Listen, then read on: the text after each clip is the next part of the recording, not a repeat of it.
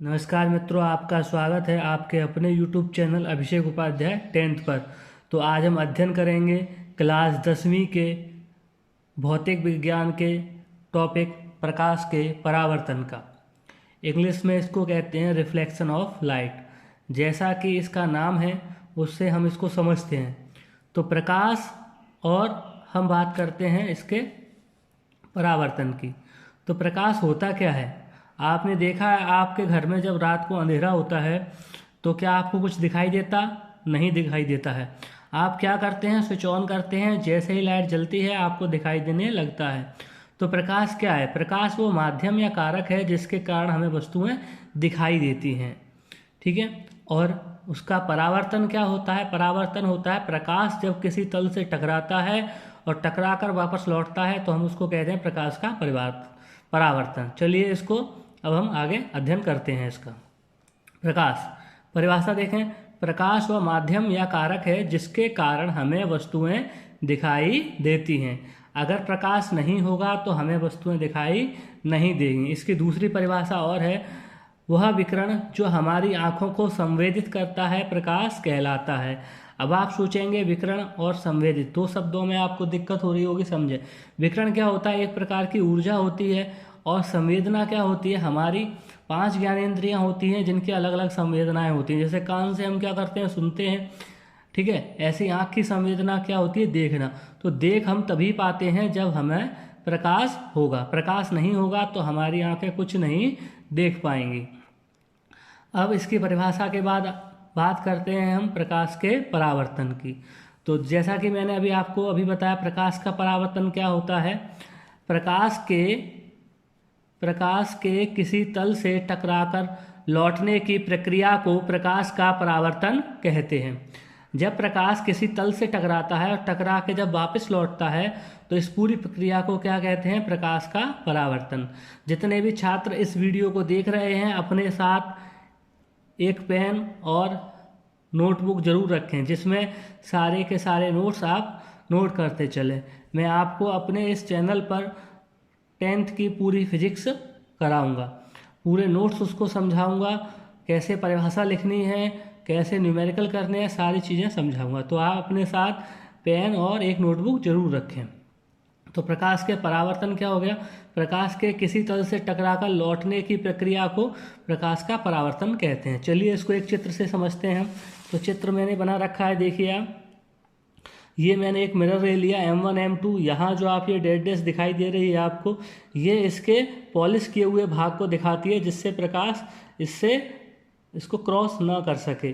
तो ये बिंदु O से एक प्रकाश की किरण चलती है जिसको हम कहते हैं आपतित किरण। तो ये इस बिंदु पे आके टकराती है। इस बिंदु को कहते हैं हम आपतन बिंदु। जब प्रकाश की किरण किसी बिंदु से चलकर मिरर पे किसी बिंदु पे टकराती है तो हम उसको क्या कहते हैं? आपतन बिंदु। और यहाँ से टकराने के बाद ये इस दिशा में जा रही है तो हम इसको कहते हैं परावर्तित किरण, यानी कि इसको कहते हैं रिफ्लेक्टेड रेज। और आपतित किरण को इंग्लिश में कहते हैं इंसिडेंट रेज। अच्छा, आगे देखते हैं हम। अगर इसी बिंदु पे अगर हम एक लंब खींचें तो इसको कहेंगे अभिलंब। क्या कहेंगे? अभिलंब। जब आपतन बिंदु पे एक लंब खींचा जाए तो इसको कहते हैं अभिलंब। इंग्लिश में इसको कहते हैं नॉर्मल, जिसको मैंने यहाँ एन नोटेशन दिया है। तो अभिलंब और आपतित किरण के बीच में बना कोण आपतन कोण होता है। और अभिलंब और परावर्तित किरण के बीच में बना कोण परावर्तन कोण होता है। इस प्रकार हम आपतन कोण और परावर्तन कोण की परिभाषा भी लिख सकते हैं। तो आपतन कोण की परिभाषा हो गई, अभिलंब और आपतित किरण के बीच में बना कोण आपतन कोण, परावर्तित किरण और अभिलंब के बीच में बना कोण परावर्तन कोण। और ध्यान रखिएगा ये दोनों कोण जो होते हैं वो आपस में बराबर होते हैं। और आगे देखते हैं। अब देखें, आगे हैं परावर्तन के नियम, उसको यहीं समझ लेते हैं। देखिए, आप आपतित किरण देख रहे हैं, परावर्तित किरण देख रहे हैं और ये अभिलंब देख रहे हैं। ये जो तीनों के तीनों हैं वो एक ही तल में हैं और आपतन बिंदु पर होते हैं। यही हमारे परावर्तन के नियम है। इसको हम आगे समझते हैं। देखें बेटा, परावर्तन के नियम, लॉज ऑफ रिफ्लेक्शन। आपतित किरण, परावर्तित किरण व आपतन बिंदु पर अभिलंब तीनों एक ही तल में होते हैं, जैसा कि मैंने अभी चित्र से समझाया था।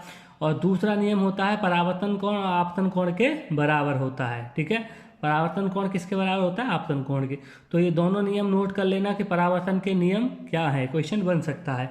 अब प्रतिबिंब की बात करते हैं। प्रतिबिंब यानी कि इमेज। प्रतिबिंब क्या होता है, इमेज क्या होती है? आपने देखा होगा जब आप अपना चेहरा शीशे में देखते हैं तो आपको शीशे में जो आपको चेहरा दिखाई देता है वो क्या है? आपके चेहरे की एक इमेज है, वो प्रतिबिंब है। ठीक है। और जैसे आप अपना चेहरा देख रहे हैं या किसी वस्तु को शीशे में देखते हैं तो शीशे में जो दिखाई देगा वो उस वस्तु की क्या होगी? एक इमेज होगी, प्रतिबिंब होगा। और उस वस्तु को हम बिंब कहते हैं, और वस्तु को हम अकेले में क्या कहते हैं? बिंब कहते हैं। चलिए अब इसकी परिभाषा देखते हैं। ये आसान भाषा में था, परिभाषा समझते हैं। इसकी परिभाषा है प्रतिबिंब की, जब प्रकाश की किरणें वस्तु के किसी बिंदु से चलकर परावर्तन के बाद जिस बिंदु पर मिलती हैं अथवा जिस बिंदु से आती हुई प्रतीत होती हैं उस बिंदु को पहले बिंदु का प्रतिबिंब कहते हैं। एक बार फिर रिपीट कर रहा हूँ, नोट करिएगा आप। जब प्रकाश की किरणें वस्तु के किसी बिंदु से चलकर परावर्तन के बाद जिस बिंदु पर मिलती हैं अथवा जिस बिंदु से आती हुई प्रतीत होती हैं उस बिंदु को पहले बिंदु का प्रतिबिंब कहते हैं। इसको चलिए, परिभाषा आपको समझ में नहीं आई होगी, मैं चित्र से समझाता हूँ आपको। देखें चित्र से, जैसे मैंने ये मिरर लिया हुआ एक, और ये वाला भाग जो आप देख रहे हैं रेड डैश वाला, ये पॉलिश किया हुआ भाग है। इससे प्रकाश का परावर्तन नहीं होगा, यहाँ इससे प्रकाश का परावर्तन नहीं होगा। तो देखें यहाँ से ये एक इसके अक्ष के समांतर एक किरण जाती है और परावर्तित होकर यहाँ से निकलती है इस अक्ष को काटते हुए। और देखें दूसरी किरण यहाँ से सीधी जाती है और परावर्तित होने के बाद इस अक्ष से होकर निकलती है। तो जब ये किरणें एक दूसरे को कट करती हैं तो कहेंगे ये यहाँ मान के चलिए कोई इमेज है, कोई वस्तु है, तो ये उस वस्तु का क्या है? एक प्रतिबिंब है। ये उस वस्तु का क्या है? प्रतिबिंब है। देखें तो ये आपस में आके टकरा रही हैं। अब दूसरा क्या है? ये इस मिरर के लिए ये किरणें यहाँ से गई, ये रिफ्लेक्ट हुई, और ये किरण यहाँ से गई, ये रिफ्लेक्ट हुई। तो ये एक बिंदु पे आके आती हुई मिलती हुई प्रतीत हो रही हैं, क्योंकि ये इसको क्रॉस तो करेगा नहीं। तो ये डेड डैश से मैंने दिखाया है, ये वास्तविक नहीं है, ये आपकी क्या है? काल्पनिक इमेज है। ठीक है। तो ये एक बिंदु पे आके मिलती हुई प्रतीत हो रही हैं। परिभाषा थी ना, जब प्रकाश की किरणें किसी वस्तु के किसी बिंदु से चलकर परावर्तन के बाद किसी बिंदु पर मिलती हैं या मिलती हुई प्रतीत होती हैं, ठीक है, तो उसको हम क्या कहते हैं? प्रतिबिंब कहते हैं। अब आगे देखें बेटा, अगला टॉपिक है गोलीय दर्पण, स्फेरिकल मिरर्स। अब जब प्रकाश का परावर्तन किसी गोलीय तल से होता है तब उस तल को गोलीय दर्पण कहते हैं। कहने का मतलब जब प्रकाश का परावर्तन किसी गोलीय तल से हो, जो गोल हो, उससे हो, तब उस तल को क्या कहेंगे? हम गोलीय दर्पण कहेंगे। जैसे आपने अभी ये चित्र देखे थे, यहाँ प्रकाश का परावर्तन किस तल से हो रहा है? गोलीय तल से हो रहा है।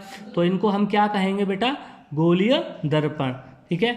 अभी इसी चित्र में समझते हैं। देखें, यहाँ प्रकाश का परावर्तन इसके दबे हुए भाग से हो रहा है, तो हम इसको कहते हैं अवतल दर्पण। क्या कहते हैं?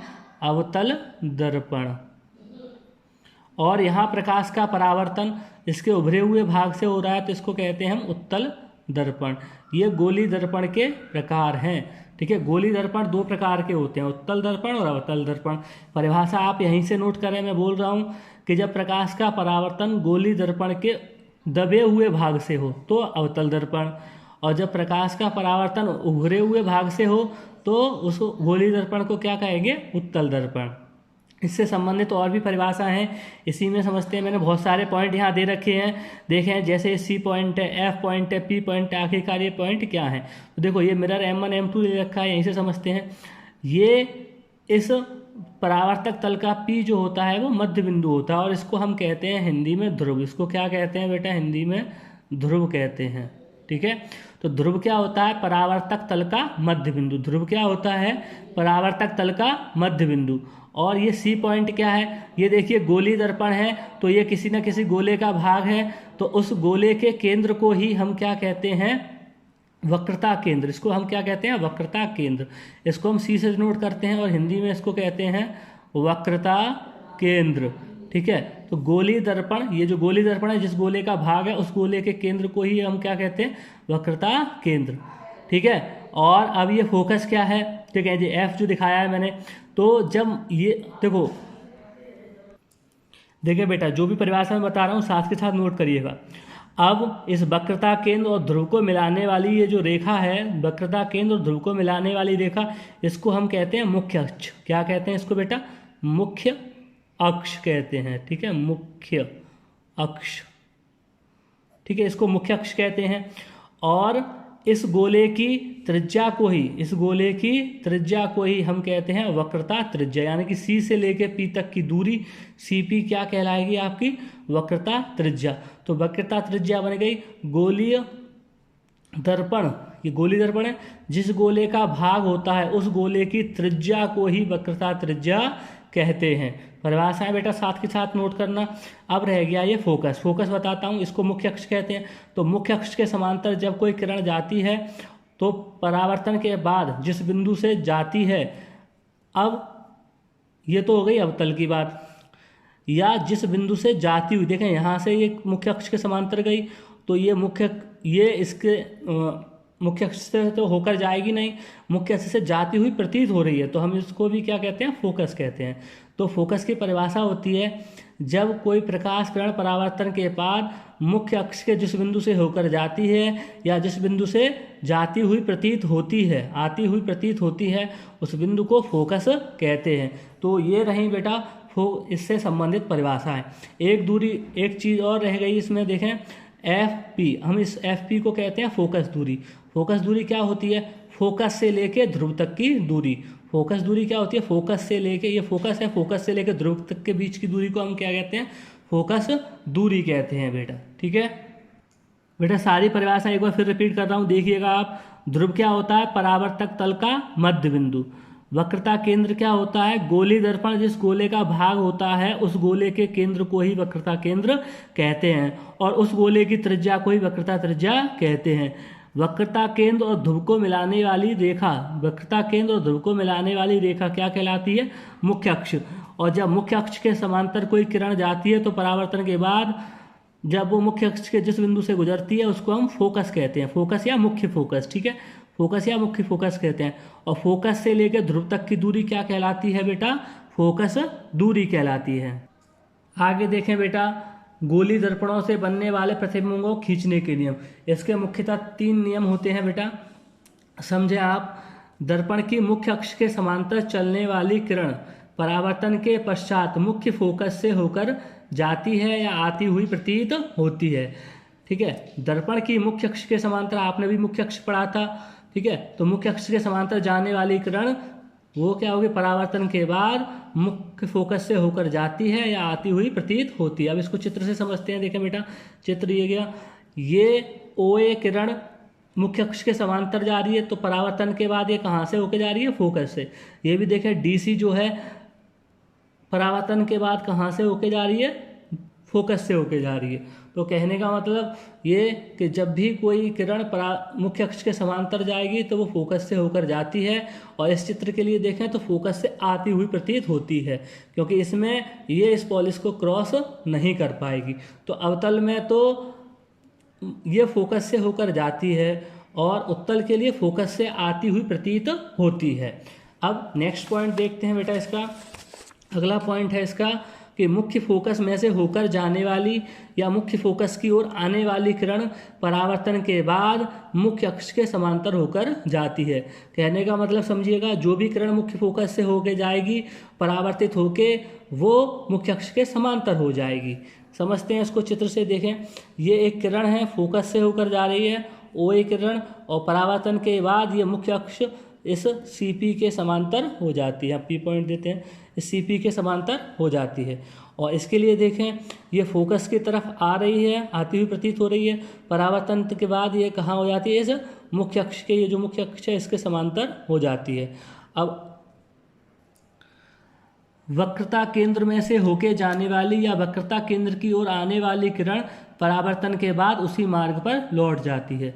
मतलब समझेंगे इसका, अगर कोई किरण वक्रता केंद्र से होके जाती है या वक्रता केंद्र की ओर आती है तो परावर्तन के बाद वो अपने ही मार्ग पर वापस लौट जाएगी। समझें चित्र से। देखें बेटा, ये अवतल दर्पण देखें पहले, ये वक्रता केंद्र की ओर आ रही है, वक्रता केंद्र से होकर जा रही है, तो परावर्तन के बाद इसी मार्ग पर लौट जाएगी। और ये उत्तल के लिए देखें तो वक्रता केंद्र की ओर आती हुई किरण वक्रता केंद्र से ही होकर जाती है, मतलब उसी उसी अपने ही मार्ग पर लौट जाती है।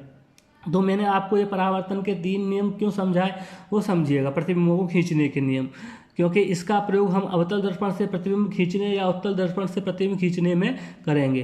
तो इन नियमों को हमें अच्छे तरीके से समझना है, याद करना है। अगर एक बार समझ में ना आए तो बेटा आप वीडियो को बार बार देखें, और जो मैंने वक्रता केंद्र की, फोकस की आपको परिभाषा या जो भी परिभाषा चित्र से समझाई थी उनको अपने आप लिखें, समझें। अगर आपको बेटा ये वीडियो पसंद आई है, लाइक करें, शेयर करें और चैनल को सब्सक्राइब करना ना भूलें। धन्यवाद।